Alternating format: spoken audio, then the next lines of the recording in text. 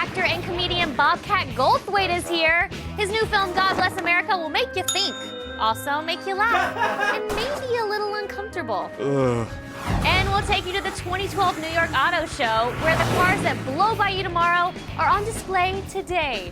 There's a new Viper and a new Shelby Mustang that's so cool, it might just resurrect Steve McQueen. Plus, Matt Myra likes the HP Spectre Envy Ultrabook. What it lacks in a sexy name, it more than makes up for with its sleek, glassy body.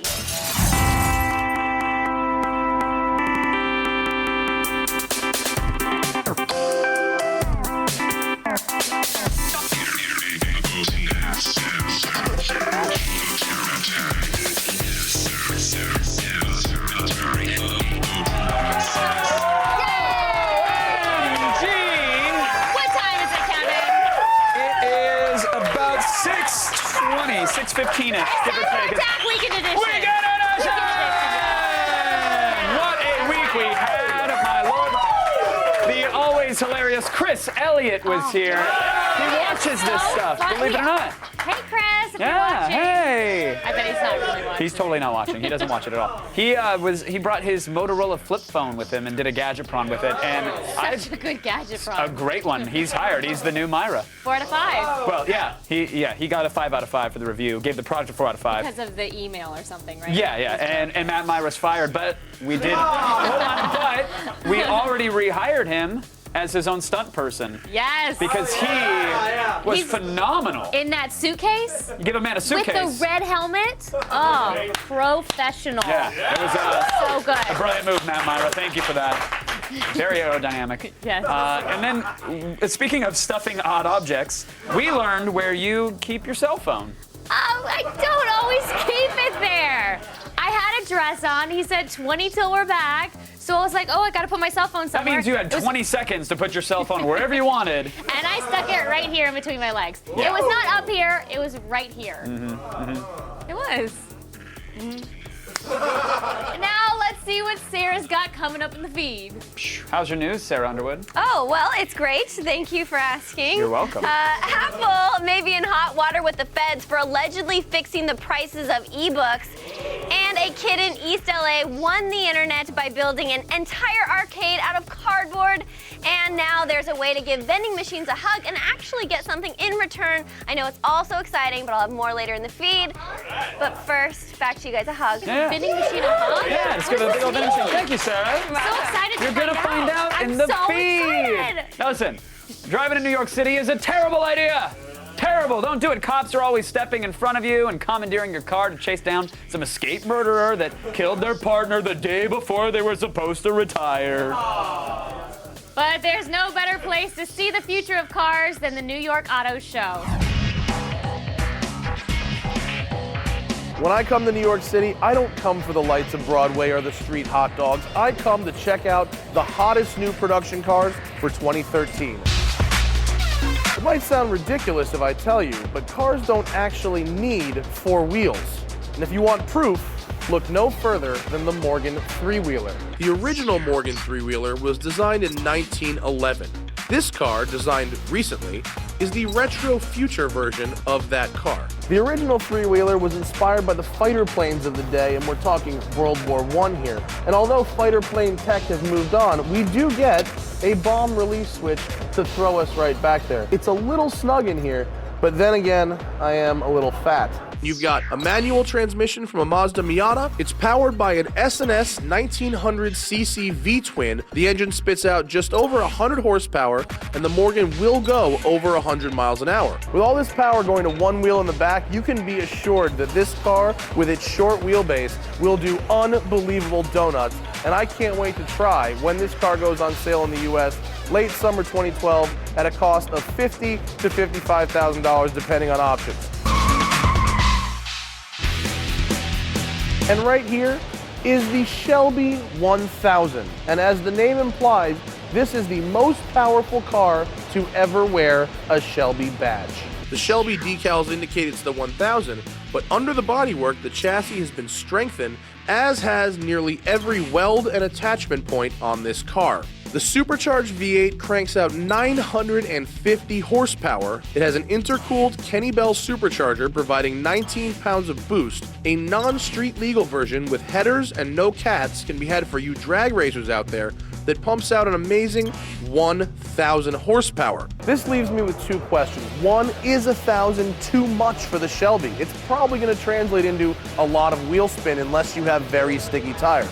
And two, it costs $150,000 plus a Shelby GT500, which realistically means 210 grand. Now, you can buy a lot of car for 210 grand, and the question is, do you want to spend that much on a Mustang? Until Shelby turns over a set of keys, I'll just have to wait and see. Well, they said it was dead, but they were a bunch of lying liars, because right here in the metal, actually carbon fiber, is the 2013 SRT Viper. There are a few changes to the body, including exposed carbon fiber on the rear fascia, a clamshell hood, and LED headlights. And now, for the first time, a government-mandated stability control system to keep things under control. The Viper's always had a V10 engine, and SRT wasn't about to change a winning formula. Except now, the V10 engine is bigger, up to 8.7 liters, more powerful, it makes 640 horsepower, 600 pounds of torque, and it's 26 pounds lighter. In fact, this is the lightest Viper ever. There's a 6-speed manual transmission expected to hit 60 in under 4 seconds and with a top speed near 200 miles an hour. What remains to be seen is the customer response to the $94,000 price tag. Not cheap, but you're not going to find this performance for much less money anywhere else. It'll be in showrooms later this year. Now, whether these cars are flying down the highway on 4 wheels or even 3, the New York Auto Show has certainly served up its share of hot production cars for 2013. Join me back here tomorrow when we look at some of the most innovative concept cars that this show has to offer. Hi, this is Kyle Harvey, field producer on Attack of the Show. Coming up, we take a spin around the net. Then on Threads, we sink our teeth into the new Animal Kingdom line of t-shirts from Johnny Cupcakes. And see the new spring line from Kid Robot.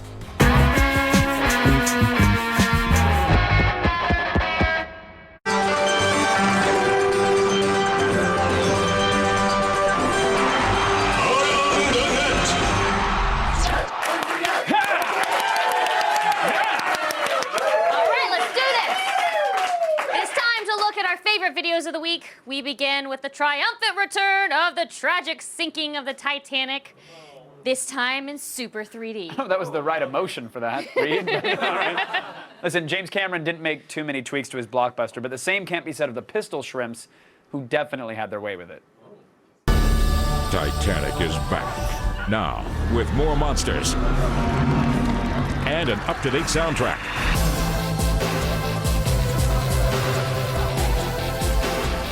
In cooperation with George Lucas. Drop your weapon! J.J. Abrams.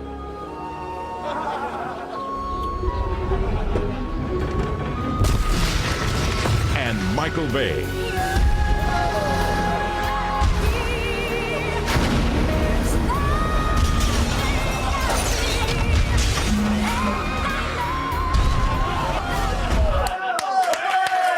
Okay, no, it's real easy to have fun with this today, but 100 years ago, in the ice-cold ocean, all those people exploded to death trying to stop the stormtroopers and the monsters and the sinking. So you just think about that for a second. It's called history. Look it up. Yeah. Hey, who wants to take a trip, huh? Okay. Pack lightly. It's a short one. Really do not want to get hurt right now. You're not gonna, dude. You're not gonna. You're gonna stick it. You're popping out like crazy. He's not trying, dude. He's too scared. Yeah.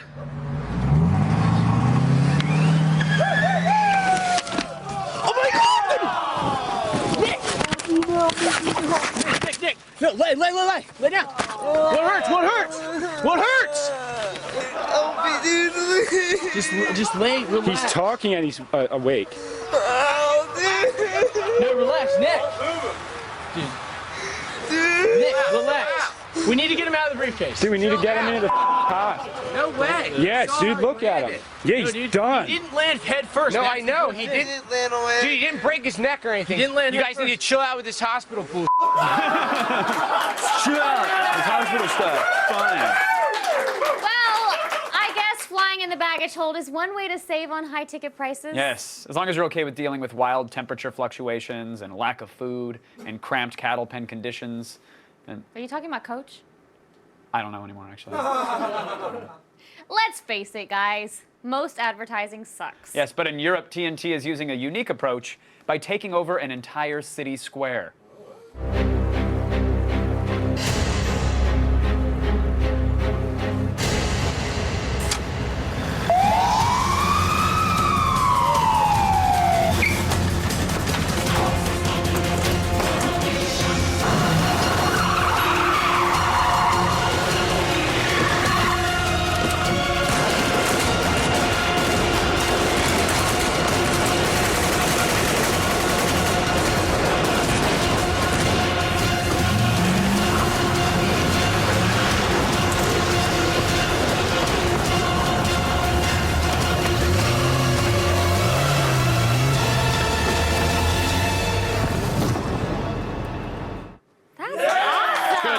It's awesome. It's a great campaign. I'm just a little disappointed still. Why? Because it's for European television. You know, everybody should be naked, or at least just topless at the very least, right? Okay, go. That's all I'm saying. Hey, today's thread stars the new spring lines from Johnny Cupcakes and Kid Robot. I hope you like freshly baked t-shirts. Is that how they make them? Today, we're going on location to find ourselves something fashionable to clothe our naked bodies. In 2001, Johnny Cupcakes designed this simple but unique logo and began selling t-shirts out of the back of his Toyota Camry. He's been making sweet threads ever since and has grown his brand into the fresh-baked sensation it is today. Oh, and by the way, aside from not having a degree, he's come this far without mass-producing his shirts for chain retailers. He now has an international fan base that will wait overnight for store openings and new releases. Hi, welcome to Johnny Cupcakes on Melrose in Los Angeles. I'm Ashley, and I'm gonna show you around the store, so follow me. All right, this is one of our newer shirts. It's the Leopard Cupcakes and Crossbones. They're all limited edition, unfortunately, so when they are gone, they are gone. We're not getting more. People will line up for shirts like this. And this is our take on the Morton Salt logo. You can see it's replaced with cupcakes. And you're probably familiar with the Planters Peanuts logo, the Mr. Peanuts, but we have our own, and it's Mr. Cupcakes. Here is a newer one from the Animal Kingdom. We have this girl's exclusive. It's got little ladybugs on it.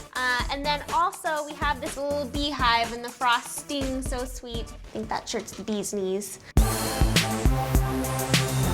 Johnny's a big stickler on details. When you get the shirt, there's a lot of cool stuff in there. Like the tags are these oven mitt tags, which is pretty cute. And then if you see on the bottom of the shirt, there's like the Cupcakes and Crossbones, but then on the other side it says, do more of what makes you happy. There's like little fun facts in the shirts. Like this one is about how he used to skip school dances to go home and watch Snick. This one has a little fun fact about bees for the Animal Kingdom bee t-shirt. It's more than just a shirt. It's got personality to it. All right, and our stuff comes in this cool box. It looks like you just got cupcakes. You get one of these boxes when you visit one of our locations like London or Los Angeles or Boston. And we also ship worldwide at johnnycupcakes.com. So if you really want this box, you can get it there too. And right across the street is Kid Robot. The pop art brand was founded by Paul Budnitz 10 years ago. Kid Robot collaborates with well-known brands, designers, and artists. Known for its limited edition art toys, Kid Robot also has some eye-catching apparel.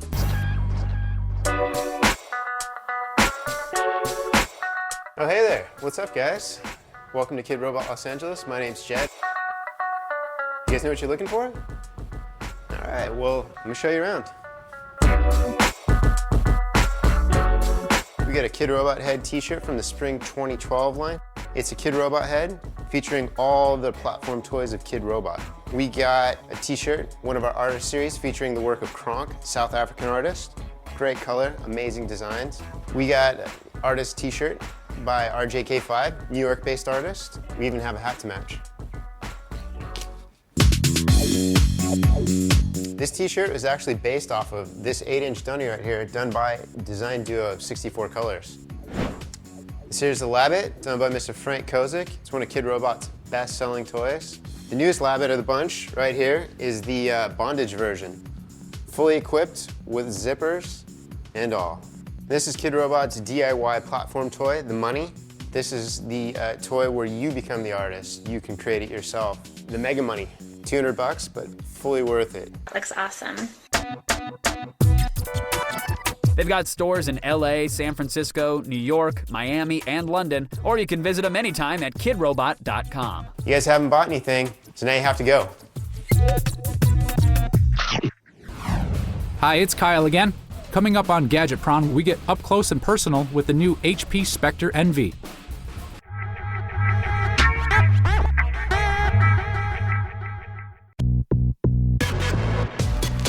All the news you need to know. Feed. Hi, I'm Sarah Underwood, and here is what went on this week. Apple was put in some hot water over fixing ebook prices, but evidently the antitrust case might not hold up in court. At this point, the consensus among experts is that the Justice Department's strongest case was against the publishers themselves, who quickly admitted fault and settled on undisclosed terms. As far as Apple goes, though, the case is actually in their favor. According to CNET, the DOJ's 36-page complaint cites a 2010 meeting in which the publishers met over breakfast in a London hotel to hash out the questionable price scheme. Apple, however, was not there, which means Cupertino's legal team is going to have a field day with this one, and the Justice Department might walk away with their tail between their legs. Yes, and now the most awesomely heartwarming story that you will hear all day, the story of Kane's Arcade. Yes, a 9-year-old boy from East Los Angeles spent all last summer building an arcade out of cardboard and packing tape in his father's used auto parts store. For $1, customers were allowed 4 plays on any of his games, but for $2, they would receive a fun pass worth 500 plays. Yeah, even with a killer deal like that, it was hard for the little entrepreneur to attract customers until an independent filmmaker entered the shop in search of a spare part and became the arcade's first patron. Inspired by the kid's ingenuity, the filmmaker organized a flash mob to come to the shop and created a short documentary about the experience.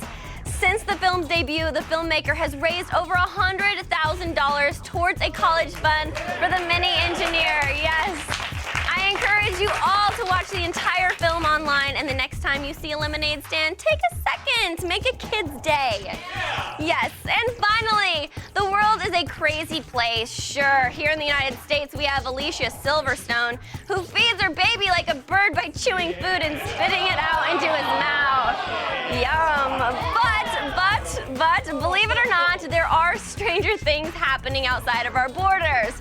Like our neighbors to the north, they just phased out pennies. But those crazy Canucks, they're not done yet. No, they're not. The Royal Canadian Mint is releasing glow-in-the-dark dinosaur quarters.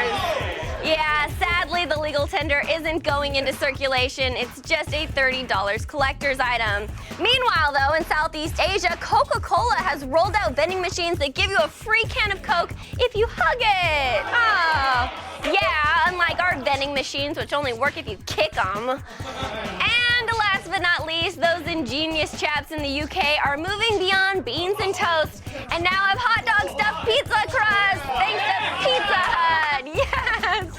Unfortunately, there are not any plans to bring the friendly Coke machines or hot dog stuffed pizza to the US, but whatever. Our Taco Bell has Dorito taco shells. Yeah! Suck it, world! I'm Sarah Underwood. You have just been fed.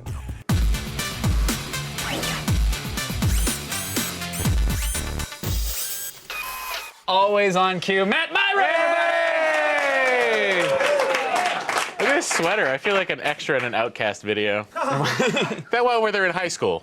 Was that Bombs Over? I don't remember. Okay, it's fine.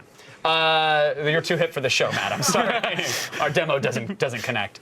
We first saw the HP Spectre Envy back at CES. It has glass construction, obviously. We were struck by the design, to say the least. Yeah, it's pretty bold, throwing glass all over a laptop. Yeah. I think it's gorgeous. This thing is HP's attempt at setting themselves apart from the MacBook Air.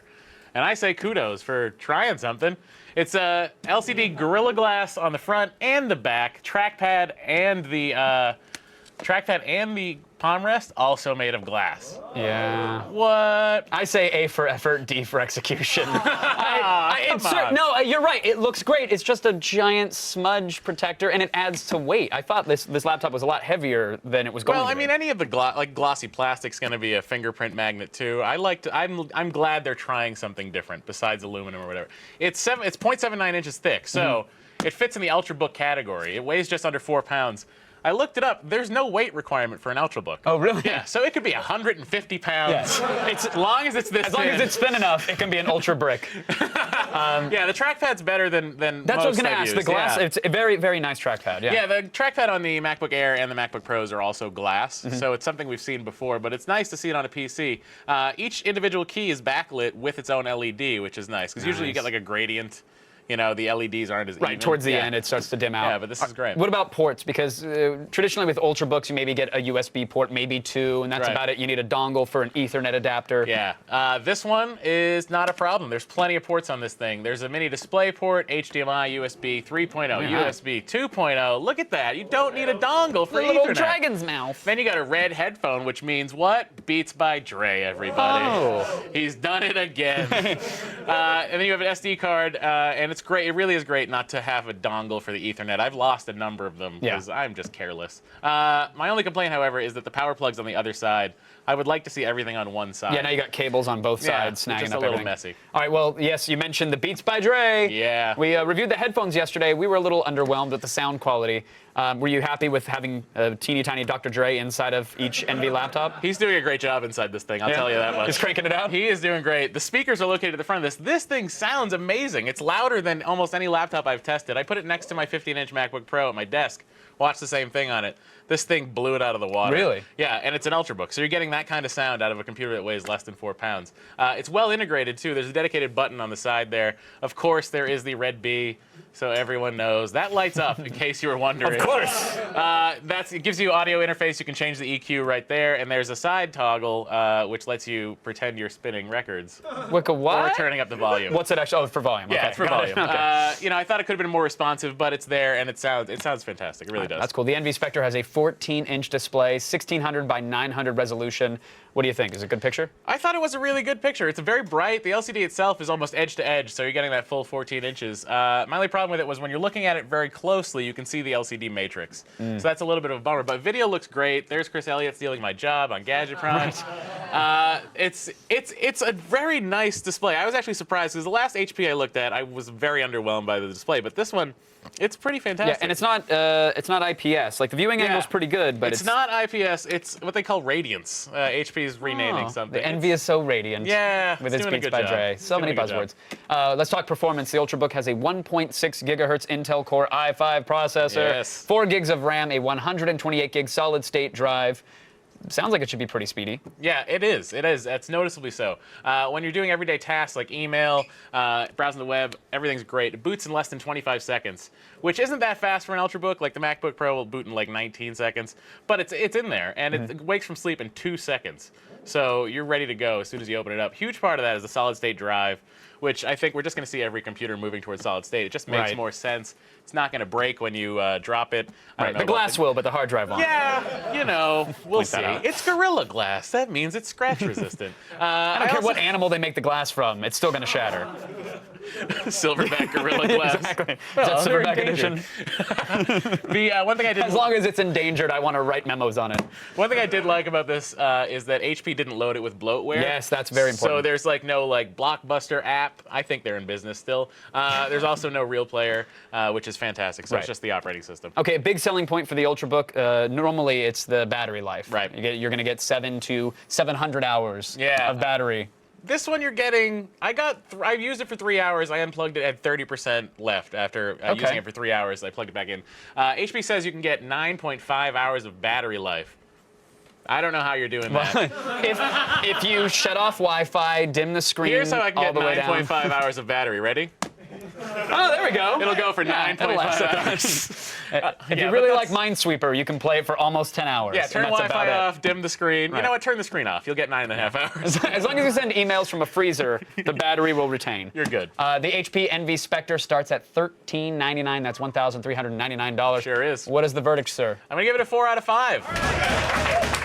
I like the Gorilla Glass. I think it's nice that something other than plastic and aluminum is being made in a laptop. The screen's very good. It's brighter than I expected. Boot times are excellent. Overall performance, top-notch for the category of notebooks. But $1,400 on the price, it's a little much. That's $100 more than a MacBook Air. So, you know, it's something to weigh, and that's probably what held it back from 5 out of 5. Give it a month or two, that price will drop, and then we'll take a look at it then. All right, in the meantime, could you give this to Chris Elliott so we can get his review? Yeah. I appreciate it. Matt Myra, everybody!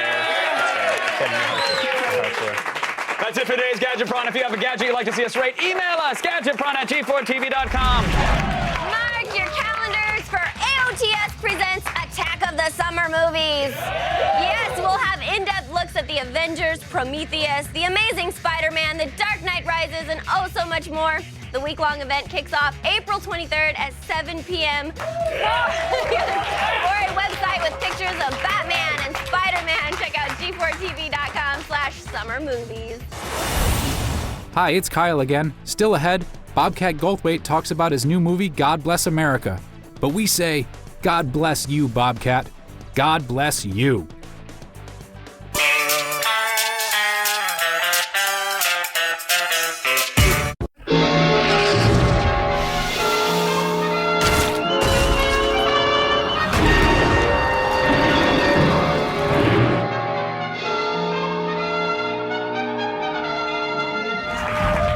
Serious times. What you're about to see may outrage you or make you giggle. Probably one of the two. You'll see.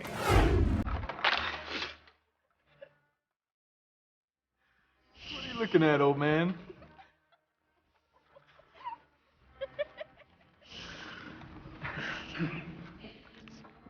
Frank, don't. Take your head up. Let me.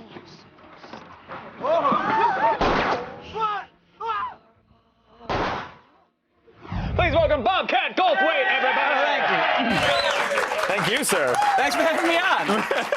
I should say that that's Artie, the world's strongest man, that gets shot in the head just then. Was that him? Yeah. I don't want to name drop, but I'm pretty tight with Artie. Who else do you have in the film? Oh, well, let's drop SpongeBob some names. SquarePants gets shot in the face too at one point because my friend Tom Kenny he does a cameo. So everybody who's my friend works when I get a job. Will their IMDb credit be exploded face number 17 or cell phone camera guy? There's really interesting credits in this movie because at the end it'll be like tampon tossing tough girl. I should have given a spoiler alert, but there's a scene, and it was really just a basic. I just was watching this show called Bad Girls, so it wasn't that much of I didn't change much, Right. In that show, a woman peed in the other one's food, and I changed it to poop. To be fair, was that to win immunity? Because I feel like yes, it was. If that's what the challenge takes, it you was do actually it. a cooking challenge, which was weird. Oh, that's the line. Yeah, that was. We found it. Now let's pleasantly cross over it. Fine, but I want to take a step back. Okay. What show were you watching again? I was watching the Bad Girls Club. Okay, because that's what we really need to talk about. We didn't have an intervention for you. Look, what are you watching? That's what made me kind of write this movie. That's why some of the stuff's dated. A few years ago, I kind of just stopped watching the reality programs and stuff, and I mean, I'll set up the movie. What happens is this guy Frank, who's diagnosed with a tumor, and his whole life is horrible, and he's very depressed, and he's about to commit suicide. And instead of committing suicide, he actually is watching a show like My Super Sweet 16. Right. And he drives 400 miles and he shoots that girl in the face. There you go. There it is. There you go. That's the scene, yeah. By the way, he just there's the girl he shoots. Spoiler alert. But I just think tell him how it ends and we'll wrap it up. Yeah, Let's go. yeah. I mean, no, but this is all. This is not even page 30. But yeah, so and it's about a guy and this young girl sees him kill the girl from the My Super Sweet 16 show, and she says, "Did you kill Chloe?" And he doesn't say anything, and then she goes, "Awesome." So she convinces him to not kill himself because she has a slightly different backstory than him, though, which is interesting. I love her character in it, but I don't want to spoil too much for the audience at home. I really don't. I just want to know, like, What brought you to a point in your life that you were watching Super Sweet 16 and Bad Girls? Was that? I'm just horny. No, I'm just you know, whatever. I was like, I watch 16 and Pregnant because it's aspirational for me. Like, someday I'm gonna be on that show. Yeah, someday.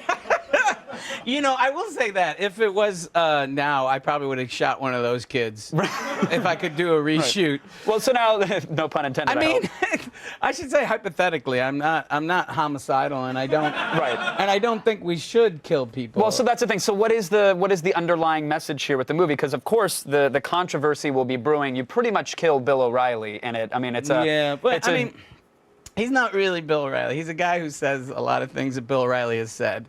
Right. And the graphics package of the show looks a lot like Bill O'Reilly. Okay, and but he's at on no point does he ever call his producers and say that he wants to molest them with a loofah pad. No, that's true. That doesn't happen. So it's clearly not Bill O'Reilly. Bill O'Reilly, I do have a beef with him because he's always calling everybody in Hollywood pinheads. And it gets exhausting. It's like, you know, are you going to tell me that George Clooney doesn't do any good, you know? And people in show business, as long as you agree with their ideology, you can have an opinion. And as soon as you have an opinion that's not theirs. So I do take offense. Right. It does get kind of annoying, you know.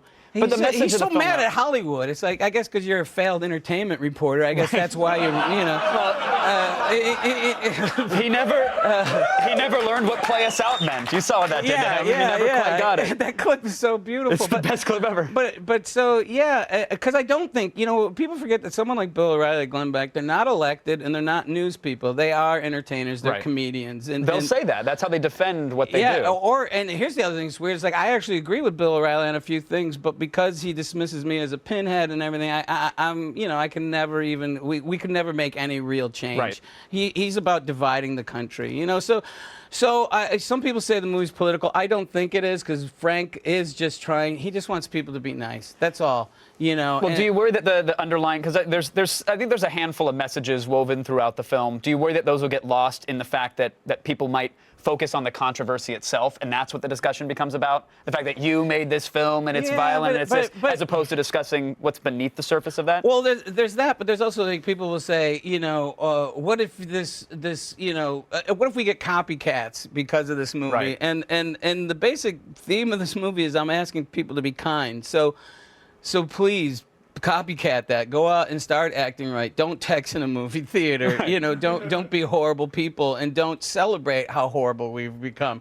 But I know you can't take a normal, healthy person and turn them into a killing machine. We've tried. I know. Lord knows we have tried. But if that was the case, wouldn't the military be developing movies?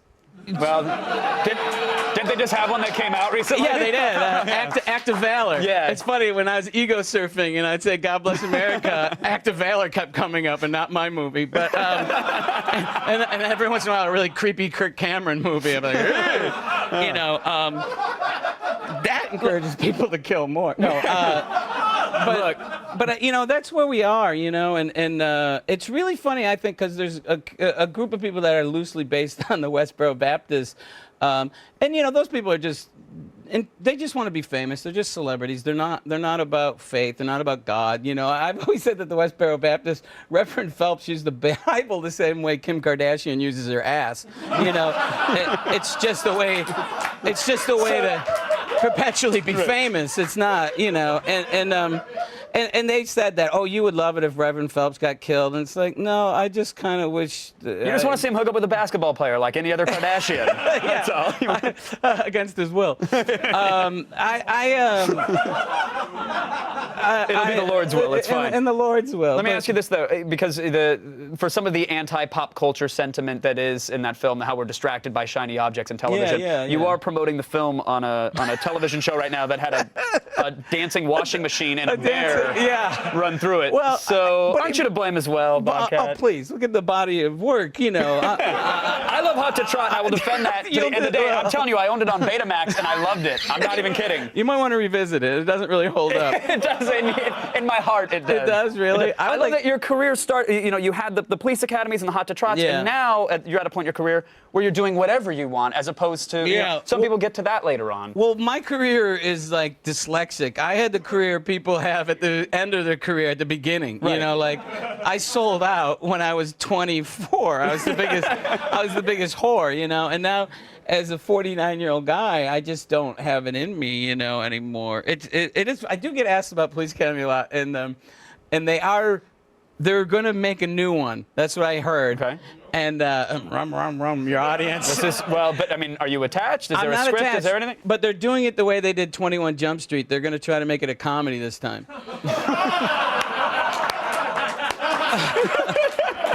No, I've always said that they should get Rob Zombie to direct. You know what I mean? my God, brilliant! To reboot the series.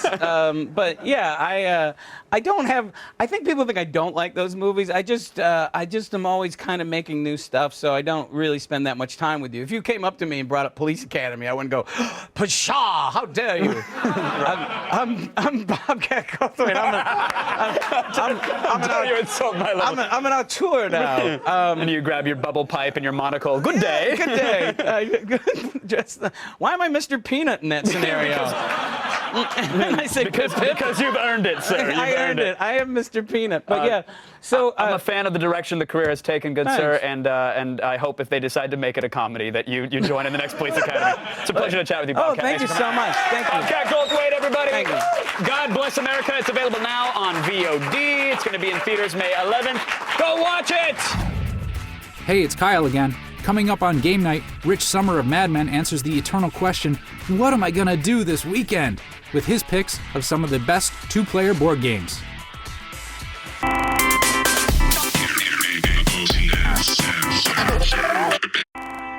On the next Attack of the Show. Comedian Jim Gaffigan drops by with his new downloadable comedy special, Jim Gaffigan, Mr. Universe. And on Gadgetron, we rate Samsung's new 4G LTE tablet, the Galaxy Tab 7.7. Plus, we head back to school and cram when Community's Danny Pudi joins us live. Then, Chris Gore rates new Blu-rays including Mission Impossible, Ghost Protocol, and Frozen Planet. And UFC fighter Carlos Condit drops in to break down UFC 145, Rashad Evans versus John Jones. Coming up next week on AOTS.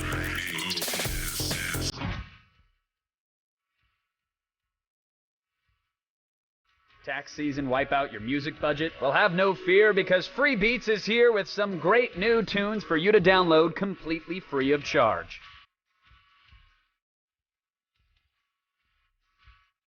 First up, we've got Arcane Effigies, the first single from Shark's first full-length album, No Gods.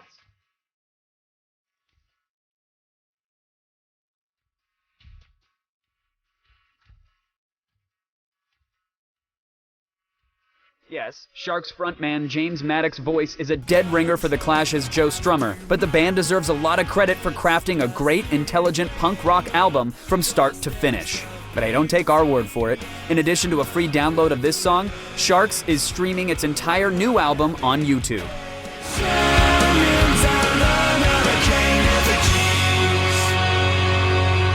Next up, we've got a remix of Strange Attractor, the first single from Animal Kingdom's upcoming sophomore album.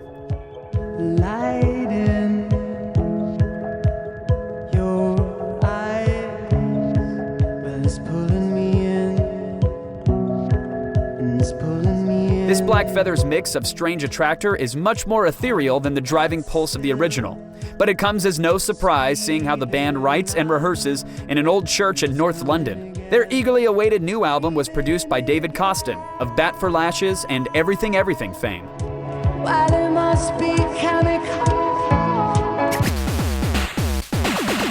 And finally, help yourself to a free download of Bits with Bite, the title track from 8-Bit Weapon's 11th independent album.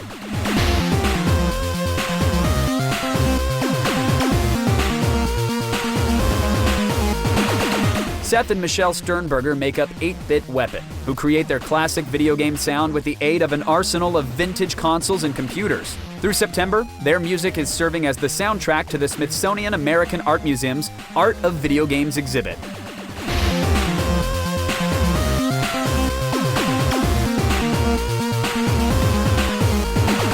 All 3 songs are gifts from the artist to you. So what are you waiting for? Head on over to g4tv.com and grab some free beats. Mad Men star Rich Sommer is a tabletop gamer. I was already a fan, but I'm giving him a charisma stat bonus. Yeah. It's done.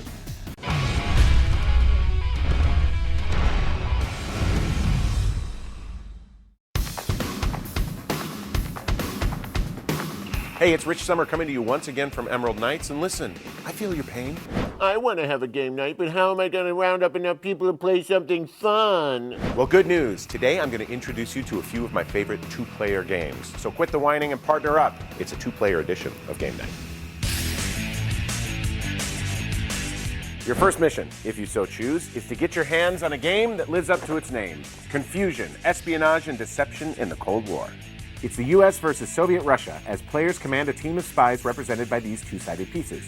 Each spy moves in its own unique way. Some go forward, some move side to side, some only move diagonally. Your goal is to use your spies to capture the center briefcase and move it to your opponent's side of the board. But there's a twist. At the beginning of the game, neither player has any idea how their individual spies can move. Only their opponent can actually see that information. So each time you make a move, your opponent tells you that either your move is legal or it's not, and you forfeit that turn with no gain. The more moves you make, the more details you uncover about what your spies are capable of, which you keep track of in your handy-dandy spy notebook. And with a counter spy added to the mix that's secretly working for your opponent, you have a really fun game that just might melt your brain. Confusion takes an average of 45 minutes to play and can be picked up for around $50. But maybe you're not in the mood for all that sneaking around. Maybe you just want to beat someone's ass with your army of swamp orcs. Fair enough. For you, there's Summoner Wars. In this game, you're a summoner who casts spells and conjures up legions of mythical creatures in an attempt to destroy your opponent. Once your armies are created, move them across the battlefield to engage your enemy in combat, which is settled by dice rolls. The game ends when either you or your opponent's summoner is destroyed. But what I really love about the game is that each and every character brings its own unique qualities to the table, like the shaman's ability to escape or the warrior's extra strength in battle. Because of these countless combinations, no 2 games are ever exactly alike. The Summoner Wars Master Set can be grabbed for around $35, and for endless options, packs of additional warriors and spells are available for $9. But maybe you can't wrangle anyone for your head-to-head game night. Not a problem, because you've got my digital pick, Memoir 44, for the PC and Mac. In the tabletop version, players recreate battles from World War II, like the Omaha Beach Landing, the fight for Iwo Jima, or the Battle of Stalingrad. Order your troops successfully and you can earn victory medals by achieving military objectives, like destroying enemy units, capturing bridges, or liberating cities. Now, the battles are designed to reflect World War II accuracy, but a roll of the dice could change the course of history. And now the game, with over 40 famous battles, is available for download or on Steam thanks to Memoir 44 Online. With 0 setup time, you can instantly make war with the computer or against thousands of online opponents as you rack up victory medals and climb the leaderboard ranks. You tabletop purists will want to pick up the Memoir 44 base game for $45. And to get started online for free, head over to daysofwonder.com or log on with your Steam account. So, you've got no more excuses. Whether you're commanding a team of spies, a World War II battalion, or a bunch of dirty swamp orcs, there are plenty of great 2-player options for your next game night. Oh, let you pay for this. You know what? Get a couple of these too, because thanks. Oh, Lordy, thanks to Rich Sommer, Bobcat Goldthwait, and the Mats. Yeah, that's Matt Farah and Matt Myra. Yes. And you know what? What? Thank you. Let's thank them. Thanks for watching. Thanks, girls. Good night. Ladies. They get a thank you for watching? We love you. How about a thank you for hosting the hell out of this thing? Thank you, Kevin, for hosting the show. Thank you, Sarah. Really? Thank you, Sarah, for thanking me. Oh, gosh. Thank you for the thank you. It's very